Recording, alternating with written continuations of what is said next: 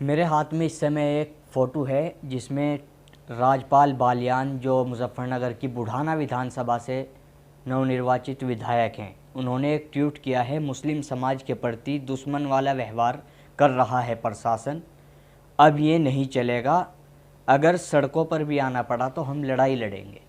विधायक जी हमारे साथ खुद मौजूद हैं बात करने के लिए। विधायक जी, किस तरह का एटीट्यूड है, क्या मैसेज देने की कोशिश की जा रही है, और आपको ऐसा क्यों लग रहा है कि मुस्लिम समाज को ही टारगेट किया जा रहा है?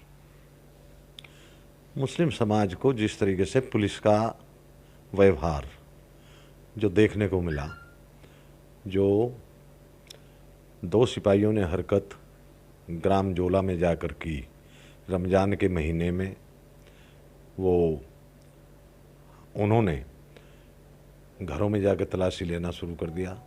चार घरों में मोटरसाइकिल के कागज़ देखे और सामान देखा, और पांचवें घर में जाकर फ्रिज खोलते हैं।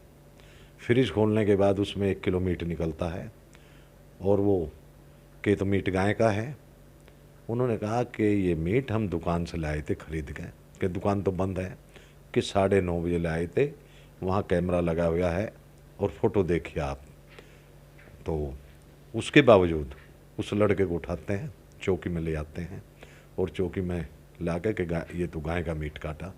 मैंने अधिकारियों से बात करी, सीओ साहब से बात करी, सीओ साहब को बताया कि इस तरीके से वो इंस्पेक्टर से बात करनी चाहिए, उस टाइम नहीं हुई इतने में। फिर उसके बाद सीओ साहब से करी, उसके बाद इंस्पेक्टर का टेलीफोन आया, उनको भी बताया कि इस तरीके की हरकत जो आपके सिपाही कर रहे हैं घरों की, ये क्या आपके आदेश पर गए या किसी कोर्ट के आदेश पर गए कि घरों की वो तलाशी लेने लगे।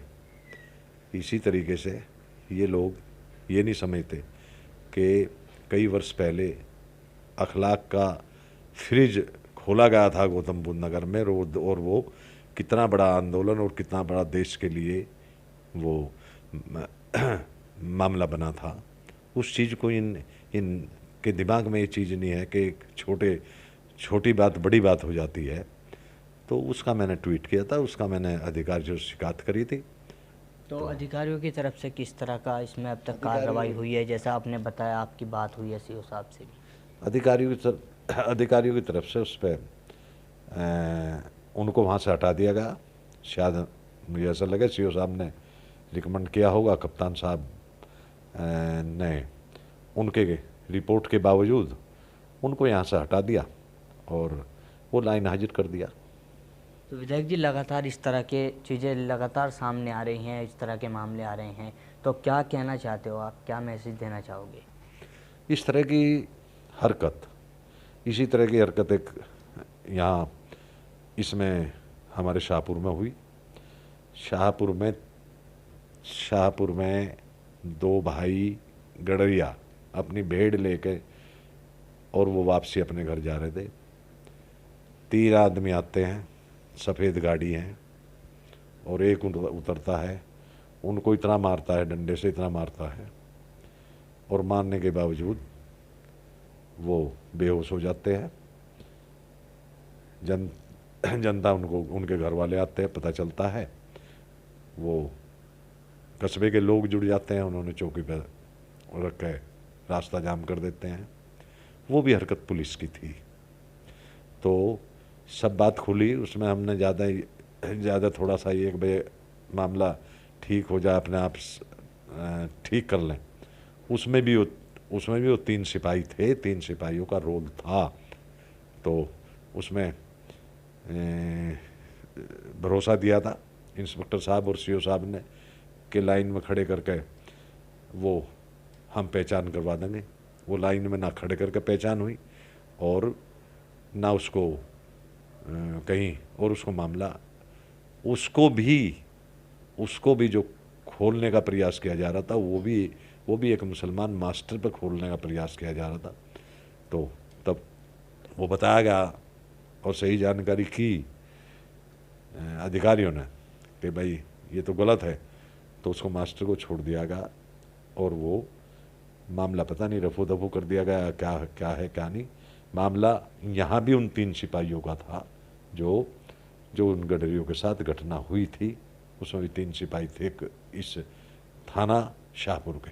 तो ऐसी घटनाएं जो पुलिस रक्षक होती है आम जनता की, और पुलिस ही उल्टी लूट करना, उल्टी, वो अलग का मैटर है कि ये तो इस तरह का मैटर हो गया कि मैं डंडा लेके और ये पूरा दिन उगाई करते फिरें, उसमें गलत काम करते फिरें, गलत प्रताड़ित करते फिरें, डराते फिरें कि तुम्हारा, तो ये गलत है। और मैं मानता हूँ कि शायद अधिकारियों के संज्ञान में जो बात हमने डाली गई उस पर अधिकारियों ने एक्शन लिया गया, और आगे भी मैं उम्मीद करता हूँ कि जो हम लोग उनके संज्ञान में देंगे तो ज़रूर कुछ ना कुछ उन पर वो कार्रवाई करेंगे।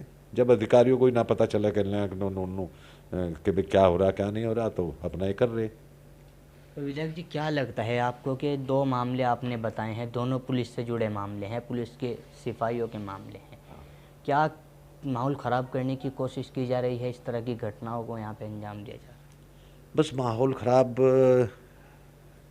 तो मैं क्या कहूँ, मैं तो ये कहूँगा कि इस माहौल में थोड़ा सा इन लोगों की नीयत ये बन गई, हर विभाग कोई हो, इनकी नीयत ये बन गई कि इस माहौल के बनते कि जितना लूटपाट कर लो, जितना प्रताड़ित करके जनता से पैसा ले लो, कुछ ऐसी नीयत इनकी बन चुकी। लेकिन इसमें ये नुकसान अपने आप को नुकसान उठावेंगे। संविधान भी है, नियम भी है, और ऐसा नहीं है कि बिल्कुल सब चीज़ इस देश में ख़त्म होगी। अधिकार जितना जिसको दिया गया है उसके अधिकार उसको काम करना चाहिए। उससे अगर आगे आदमी बढ़ेगा, चाहे मैं हूँ चाहे प्रशासन हो, और तो उससे आगे अगर बढ़ेगा वो नुकसान का कारण बनेगा। एक कानून व्यवस्था खराब होगी, एक विद्रोह होगा। तो हम चाहते हैं अपने क्षेत्र में सुख, अपने ज़िले में कि सुख शांति से काम हो, कानून व्यवस्था ठीक हो, कानून का राज हो, लेकिन गलत तरीके से प्रताड़ित किसी को ना किया जा। ऐसी हमारे माननीय स्वर्गीय चौधरी चरण सिंह जी और माननीय चौधरी अजीत सिंह जी की जो नीतियाँ राष्ट्रीय लोकदल में चल रही है, जिन नीतियों से हम काम कर रहे हैं, कभी धर्म और जाति की राजनीति हमारी पार्टी ने नहीं की। हम सर्व समाज को साथ लेकर चलना चाहते हैं। सर्व समाज के मुझे वोट मिली है, मुझे ऐसा नहीं है कि मुझे हिंदू वोट नहीं मिला, मुझे नॉन जाट नॉन मुसलमान, मुझे काफ़ी वोट उन लोगों का मिला है, सर्व समाज का वोट मिला है। हम चाहते हैं कि सर्व समाज का साथ रहे, विकास हो, साथ हो, और ये हम व्यवस्था चाहते हैं। और ये व्यवस्था हम माननीय मुख्यमंत्री जी से, माननीय योगी जी से भी अपने क्षेत्र की समस्याओं को रखेंगे, अपने विधानसभा में उठाएंगे, समस्याओं को रखेंगे।